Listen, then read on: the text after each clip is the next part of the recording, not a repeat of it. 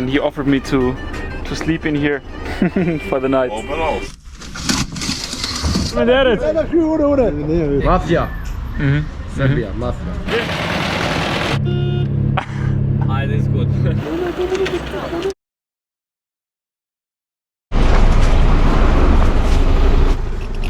Thank you. Wie heißt du? Sami. Sami. Vali. Wally. Vali. Ja. In Peja finde ich einen Platz für mein Zelt. Camping? Ja. Ja. Schön. Ja. Gibt es in Kirche, willst du in Kirche schlafen? Gibt katholische auch. Ja. Ich bin Muslim. Okay. Ja. Mhm. Aber gibt katholische auch in der. Okay. Bei uns ist nichts das Problem. So Ja. Katholik oder Muslimen oder Ja, Orthodox ist alles kein normal. Problem. Ganz normal ist.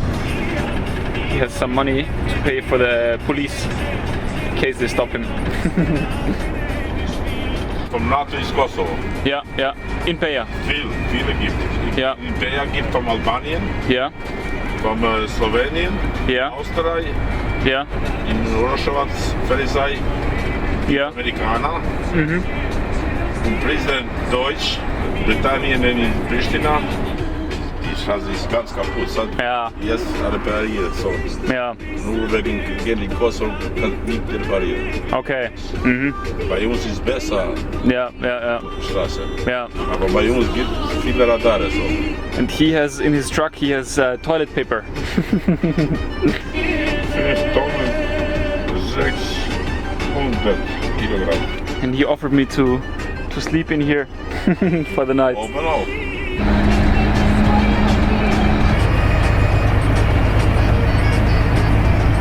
So in India. So you can go into Kosovo and you can come back to Serbia, no problem. But if you enter Kosovo from outside of Serbia, so if you come from Albania or Montenegro into Kosovo, you cannot enter into Serbia because Serbian officials basically say that this is illegal entry into Serbian territory. So. Die Serbien macht, wenn kommt in Kosovo. Yeah. Okay, so when he takes his stickers off, the Serbian cars have to put on stickers, and the other way around if they come back the other way. Wir Seerde, willkommen in Kosovo. Wir Seerde. Vi Seerde? Wir Seerde in Kosovo. Mi Seerde in Kosovo. This is crazy. Petrol station, another petrol station. I think we passed already 10-15 petrol stations in the last 10 minutes. He told me that between here and Pristina there's probably 50 gas stations. I have no idea how this makes sense. How is this profitable? Und vor 21 Jahren war alles kaputt? Alles. It's incredible. This place has been fully destroyed. The war has been going on until 21 years ago, and now it's pretty much built from the ground up. Modern houses, modern shops, modern gas stations. 24 Stunden. Ja. Aber vom Krieg ist weg. Ja. 2 Stunden gibt es Strom. 22 Stunden ohne Strom. Uff. Nur in Serbien haben wir Probleme. Aber die Serbien hat Probleme mit Montenegro, mit Kosovo, Ja, ja, mit Makedonien, mit Bosnien-Herzegowina. ja. Mit alles hat Probleme.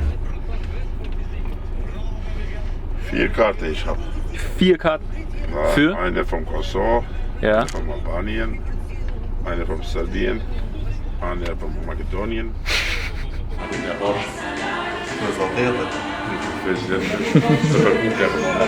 One tea, one coffee, one huge portion of fries, a huge portion of Greek salad, everything really good, and it was just over 4 euros.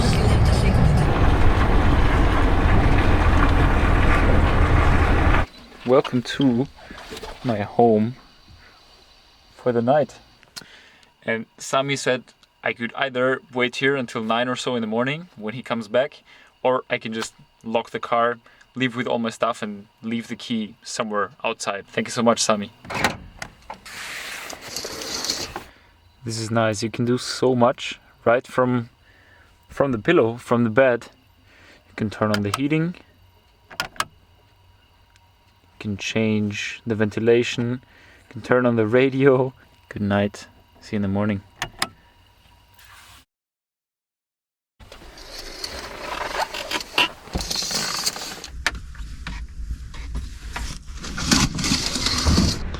Most of these trucks have arrived at night. I didn't even notice. I have to say, I slept really well in this truck. Wow. Check this out. That's not a view from a truck stop. Holy shit!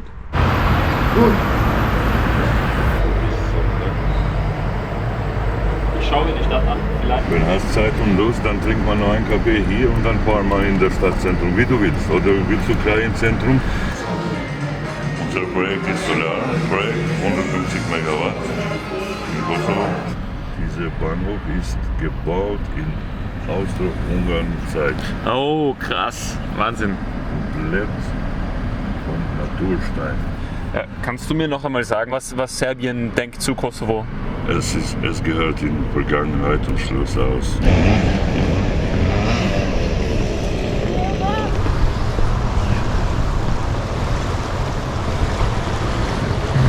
On the peaks of these mountains starts the country of Montenegro.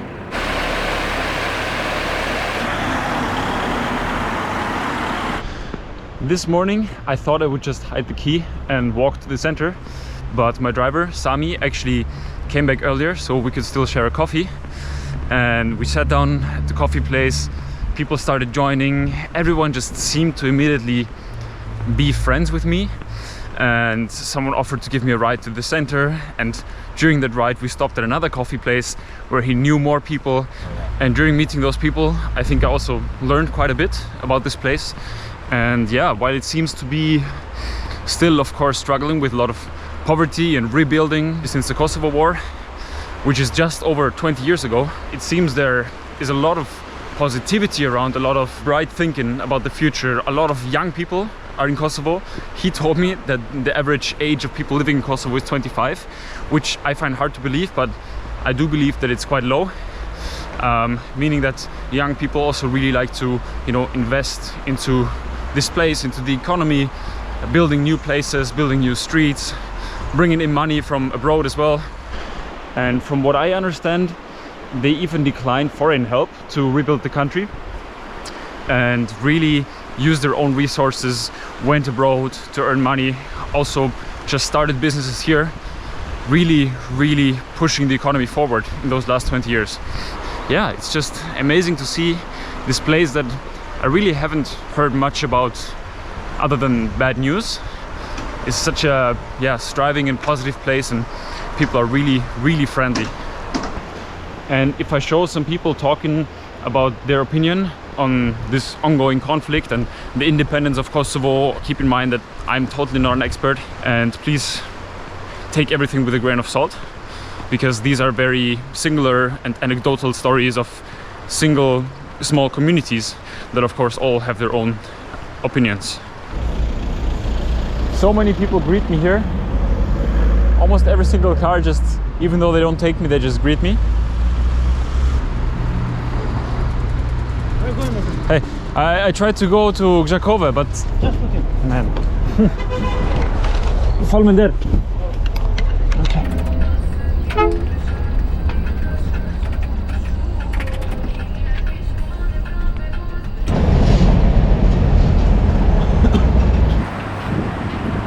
Nice to meet you. Hi.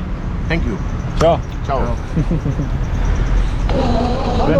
Splendid, hello. Vale. Nice car. Okay. Meneer. Ah, schön. Hallo. Gut. Kinder? Ja? Ja? Okay. Bien. Okay. Tschüss, Pascal, vor. Age 17.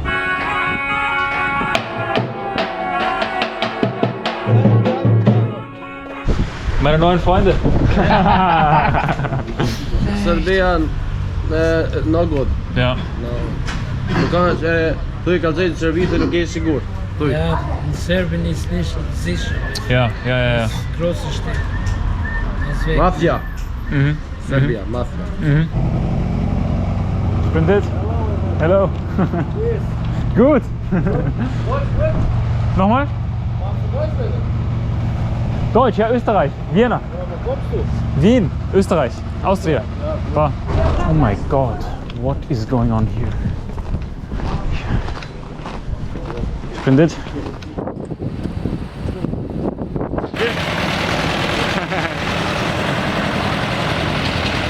I don't know how they do it, but they have so many places to eat. Every 5 meters there's a place to eat. So if you come to Kosovo, you don't have to think about carrying any food in your bag. Everywhere you can get a burek for €1. It's incredible. Even in the streets that are not within the cities, you will find shops everywhere. The last bus offered me to bring me all the way to Prizren, but I jumped off in Gjakova, and I'm very happy about it. This was hell of an experience. But hard to get out, to be honest. Even though it's just a small city, everyone just grabs your attention. Everyone just invites you for coffee or just to talk. Tung tung. Fan min derit. Ska numre?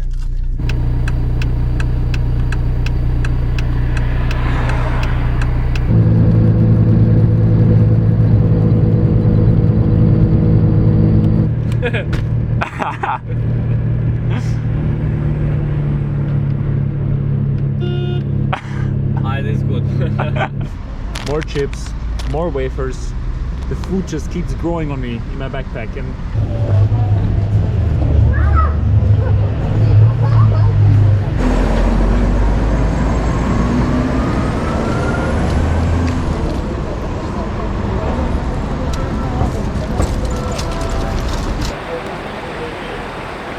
what is this supposed to mean?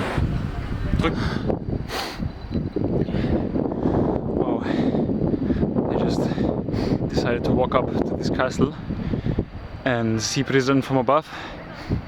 Maybe find a place here to sleep.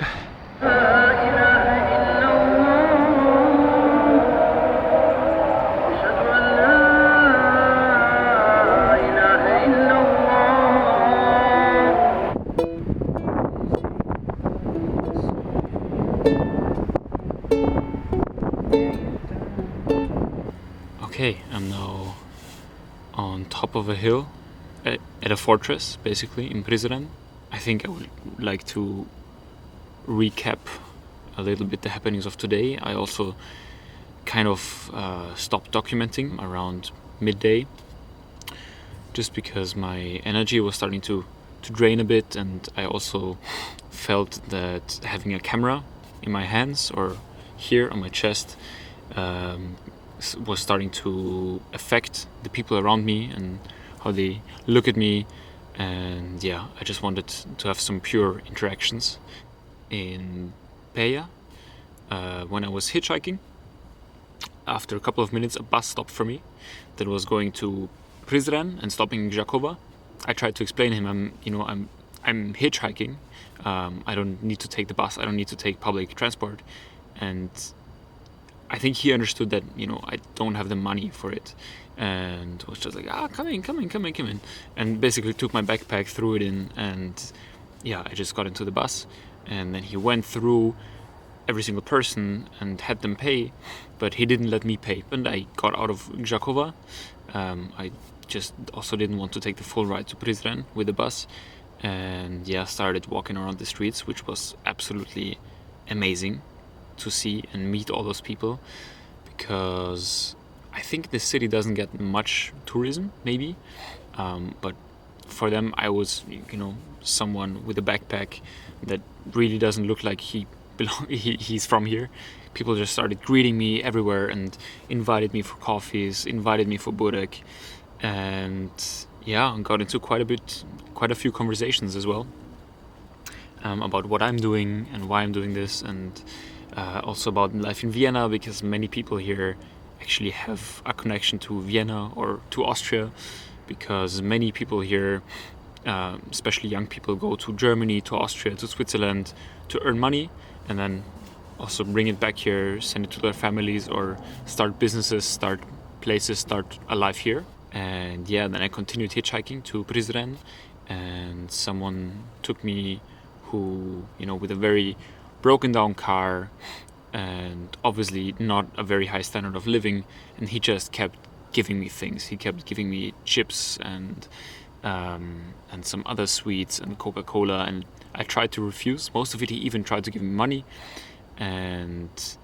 I tried to explain to him why I'm doing this, and it was really hard because of the language barrier, and Google Translate doesn't really know Albanian too well, I think, because the translations were he didn't really understand my translations, I didn't really understand what he was typing in, and I didn't have internet, so I only had the offline libraries, offline dictionary from Google Translate, basically. And yeah, I think it's just something very logical to connect someone who is coming from abroad with a backpack, who's sleeping in his tent, who is not booking a hotel, who is not booking a bus, that they're doing this because they don't have money. And for me, this is really about the connections and about living with people and living with people's kindness, rather than seeing a place from the very outside perspective, staying in hotels and looking at the main sites. I'm definitely planning on spending money on food and spending money on presents and spending money on projects that I stumble across, because I do have some savings for this trip as well. This really raised some questions about the purpose of this trip and about the way that I'm traveling, the way that I'm communicating with people. And yeah, I think I just wanted to share this with you because this is a very common occurrence, especially when places where I feel in my home country I have way higher standards of living than these people here, and the people here just try to give me things that they anyway don't have a lot or enough of. And something else that I've been experiencing a little bit in Hungary and Romania, but especially here, that in Serbia, many people warned me about Kosovo, and they warned me about Albania and Albanians, and in Kosovo it's kind of vice versa. And at the same time, people like to compare the places. So ever since I reached Kosovo, I think I've heard the question so many times, what is better, Serbia or Kosovo? What do you like better? Which people do you like more? And to me, this is a really difficult question because A, I don't like to compare, especially between nations or people. And B, I'm not an expert on these ethnicities, on the cultures, on the conflicts, all the details about the conflicts that have been going on. And these conflicts between ethnicities and politics coming up all the time is, of course, this is something very interesting and very important. But at the same time, I really don't want to feed into any echo chambers that maybe already exist. I really want to make the people happy by telling them how beautiful the place is and really telling them what I feel like in their place. I don't want to give anyone the satisfaction by saying, yes, your culture, your region, your country, whatever, is better than another one that you don't like as much. It is now 9:44 and I'm setting my alarm for just before 6. And this feels crazy. This feels very unnatural somehow, because I basically just crossed the border a couple of days ago, which set the time to 1 hour earlier. And at the same time, I think it was one day before, they changed the time to daylight saving time, which means now instead of sunset around 18:30, it is now at like 16:50. And the sunrise is just after 6 in the morning. But yeah, if I travel like this, I have to learn to live with the sun.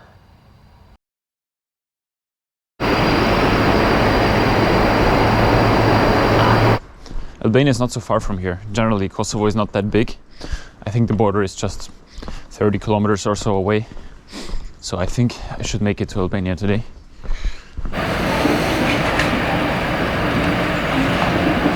Wait, 85 degrees Celsius?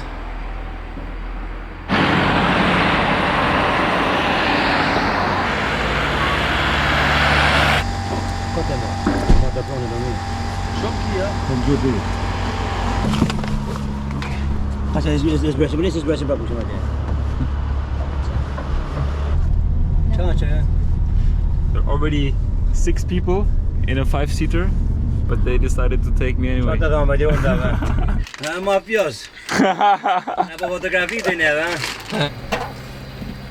Ma appreciate